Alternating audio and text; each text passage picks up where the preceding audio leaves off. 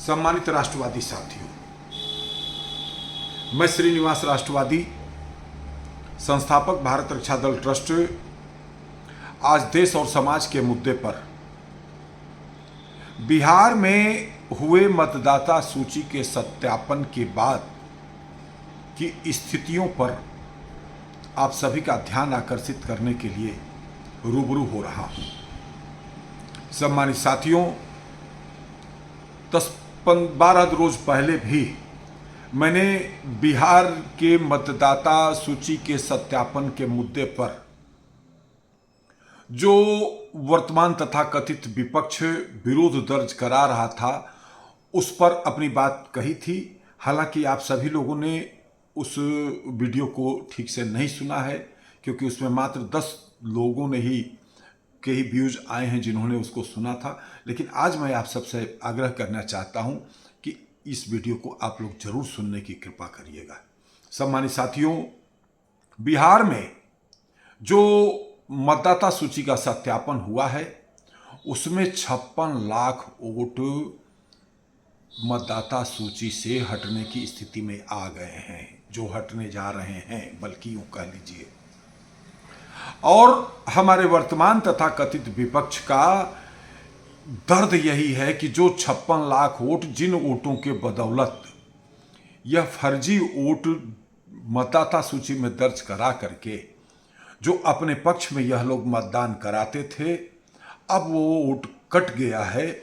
अब यही इनकी छटपटाहट है कि अब तो हम बिहार में सत्ता में नहीं आ पाएंगे, क्योंकि अधिकांश खास तौर पे उत्तर प्रदेश में, बिहार में, इधर के जो राज्य हैं जहां पर जातीयता थोड़ी सी हावी होती है, उस जातीयता के साथ में एक संप्रदाय वर्ग विशेष जो है एक विशेष समीकरण के साथ हमारे वर्तमान विपक्ष के साथ जुड़ता है, जो किसी भी हाल में वर्तमान सरकार को वोट नहीं करता है। उसको देश के विकास से मतलब नहीं है, उसको देश में एक कमजोर सरकार चाहिए थी, एक ऐसी सरकार जो कि चाहे वो कुछ भी करे, धर्मांतरण का कार्य कराए, लव जिहाद का कार्य हो, XYZ अराजकता, लूट, हत्या वगैरह वगैरह इस प्रकार का वो करता रहे, लेकिन फिर भी उसके ऊपर कोई अंकुश न लगाए, उसकी कुकृत्यों को देख करके भी अनदेखा करने वाली सरकार उन लोगों को चाहिए। और वो सरकार हमारे वर्तमान तथा कथित विपक्ष के द्वारा ही उस वर्ग विशेष को प्राप्त हो सकती है। इसलिए वह आंख मूंद करके इन लोगों के पक्ष में मतदान करता है। यह इस स्थिति के निर्माण हो जाने के बाद जब 56 लाख वोट हमारे मतदाता सूची से गायब हो जा रहे हैं, तो साथियों इसके बाद क्या परिस्थितियां बनने जा रही, मैं थोड़ा सा पीछे के आंकड़ों पर जो है लेते हुए आप सबसे बात करना चाहता हूं, जो हमारे पत्रकार आदर्श श्री सुधीर चौधरी जी से उनके डी कोड कार्यक्रम से हमें प्राप्त हुआ है, जो हम आप सबको सामने रखना चाहते हैं। 2020 के पहले चुनाव में क्या स्थितियां थी उसको आप लोग समझने की कोशिश करिए। 2020 में कांग्रेस को 39,95,000 वोट मिला था, ये बिहार की बात कर रहा हूं। भाजपा को 82 लाख वोट मिला था, जेडीयू को 64,85,000 वोट मिला था, आरजेडी को 97,38,000 वोट मिला था, और चिराग पासवान जी की एलजेपी को 23,83,000 वोट प्राप्त हुए थे। अब आप विचार करो, इसमें हम इसको 2 भागों में विभाजित करते हैं। कांग्रेस को 39,95,000, आरजेडी को 97,38,000। भाजपा, जेडीयू और एलजेपी ये एक तरफ हैं। अब इनको आप अलग अलग देखें और उसके बाद वोट का परसेंट अगर आप लेकर के आए तो पिछले 2020 के चुनाव में एनडीए को 37.26% वोट प्राप्त हुआ था और महागठबंधन को 37.23% वोट प्राप्त हुआ था। अर्थात 0.3% वोट के अंतर से कुल 12,000, पूरे प्रदेश की बात कर रहा हूं, कुल 12,000 अधिक वोट एनडीए के पक्ष में आया। तो एनडीए की सरकार वहां बन पाई। अगर उसी 12,000 वोट का पलड़ा इधर पलट गया होता तो वहां पर सरकार महागठबंधन की बनी होती।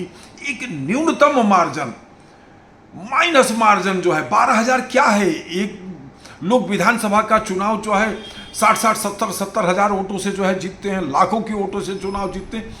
केवल 12,000 मतदाताओं ने पूरे बिहार से जो है 12,000 ऐसे मतदाता थे जिनकी वजह से एनडीए की वहां पर सरकार बन पाई। अब आप विचार करो कि जब ये 56 लाख वोट कट जा रहा है तो आप विचार कर लीजिए, अगर हम आरजेडी से वह वोट काट देते हैं 56 लाख, तो आरजेडी को कितना वोट मिल रहा है? 40 लाख। और यदि हम कांग्रेस को देखते हैं तो कांग्रेस को 39,95,000 जो वोट मिला और 56 लाख वोट कटने जा रहा है, तो कांग्रेस की क्या स्थिति हो सकती है? सम्मानित साथियों, इस आंकड़े से भी आप समझने की कोशिश करो कि बिहार में 243 विधानसभा सीटें हैं और 56 लाख को हम 243 से भाग दे करके निकालते हैं तो परिणाम आता है कि 23,000 वोट प्रत्येक विधानसभा, औसत बात कर रहा हूं, यह जरूरी नहीं कि हर विधानसभा में इतने वोट कम हो जाएंगे। 23,000 वोट प्रत्येक विधानसभा में कम होने की स्थिति का निर्माण हो गया। आखिर इसका नुकसान किसको उठाना पड़ेगा? आप लोग महसूस कर सकते हैं। और यही कारण है कि लोकसभा का 3 दिन का सत्र, हाय बिहार, हाय बिहार, अरे अब तो हम बिहार में नहीं आए, छाती पीटने का चल रहा है। लेकिन राष्ट्रवादी साथियों, इन लोगों को पहचानो। इन लोगों ने बांग्लादेशियों को गलत वोटर जो है अपने प्रदेश में बनवा करके उनका वोट अपने पक्ष में करवाने के लिए ये सारी सियासत खेली है। इन लोगों को अगर हम जो है, इस प्रकार के लोगों को, हम सब पे आरोप नहीं लगा सकते हैं, लेकिन इस प्रकार के कुकृत्य करने वालों को अगर देशद्रोही की संज्ञा दी जाए तो भी कम है।